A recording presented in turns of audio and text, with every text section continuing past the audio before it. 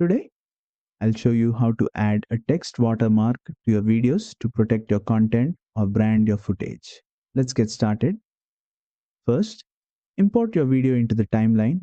Now, go to the titles panel and choose a simple text preset from the available options. Drag and drop it onto the timeline above your video clip. Next, double-click on the text layer to open the editing panel. Here, you can enter your watermark text and customize it by adjusting the font and size. To place the watermark where you want, simply drag it to any position on the preview screen. Now, we want a semi-transparent watermark, so go to the right side editing panel and from Video tab, drag the opacity slider so that the text becomes semi-transparent. Finally, extend the duration of the text layer to match the length of your video so that the watermark remains visible throughout. And that's it. You've successfully added a text watermark in Filmora.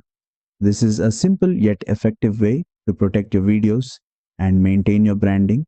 If you found this tutorial helpful, don't forget to like, share, and subscribe for more Filmora editing tips.